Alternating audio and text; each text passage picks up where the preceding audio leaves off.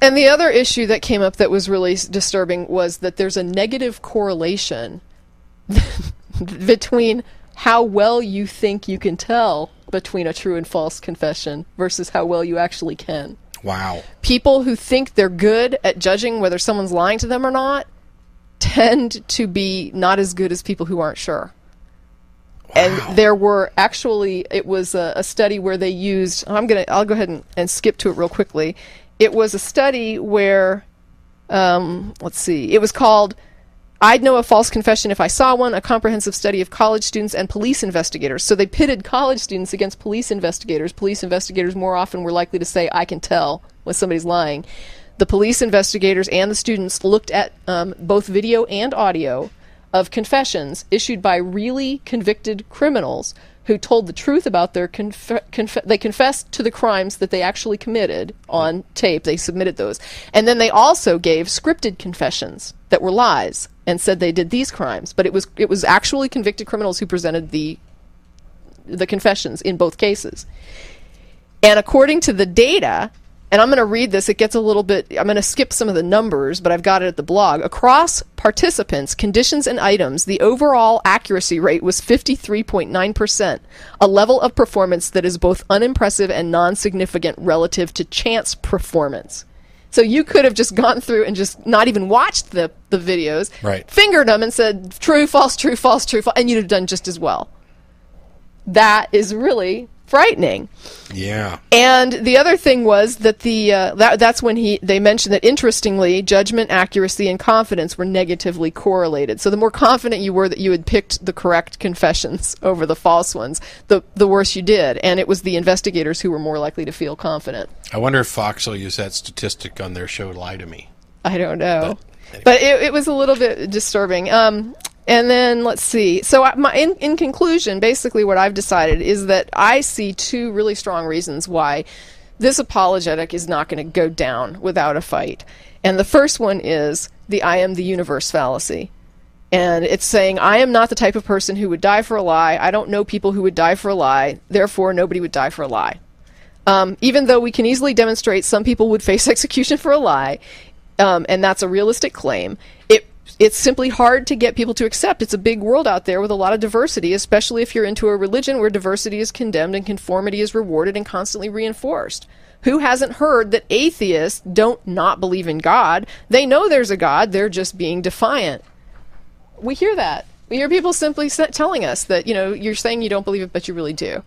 And if a person is that, I don't even know what to say. If they're just simply that sure that nobody could think differently than they can, then there's nothing I can say. I could give them a mountain of data. It's not going to change their view. This person's not rational. So, and the funny thing is that they are implicitly accusing you of being dishonest. And yet, if you suggest that you don't accept their claim, even without an implication that they are being dishonest, for example, there are many Christians in my life, in my family, and my friends. When they tell me what they believe, I don't think they're lying. Right. I believe that they believe this by and large. In some cases, I don't, but there's specific examples for that, and it's because your actions speak to what your true beliefs are. But I don't think they're lying. And when you say I don't believe that, you're not saying, I don't believe you really believe that, usually. You're saying, I do not have the same belief that you do. And boy, do people get pissed off, because in the same sense that confessions are so important to us, testimonials, which is what a confession is, right, are important to us. And when somebody tells you something that they believe and you don't take them at their word, you've questioned their integrity. Okay, in some cases I am questioning your integrity. Right. In some cases I'm questioning your sanity. In some cases I'm questioning your intelligence or your ability to think critically. In some cases I'm questioning my own thoughts about this. And in other cases okay, you believe that. Good for you. What reason should I have to believe it? Because I'm sorry, your word alone is not sufficient. Correct. So, Yeah.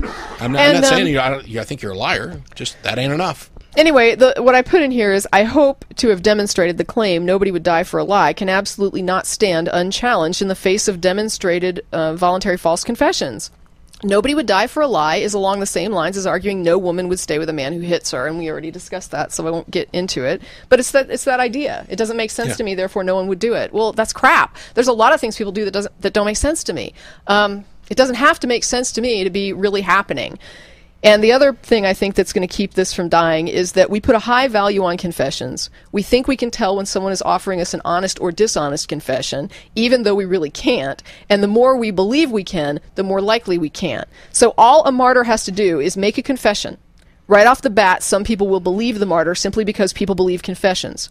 Then, even if it's a lie, a lot of people won't be able to tell, but will feel confident they know the confession is true. In one article, it noted some people, and I've said this, people will convict on a confession of guilt even when confronted with compelling evidence of innocence. Our brains simply like to believe confessions, and the apparent validity of the confessions and whether or not it correlates to the evidence to an uncomfortable degree is irrelevant to our brains. Yeah.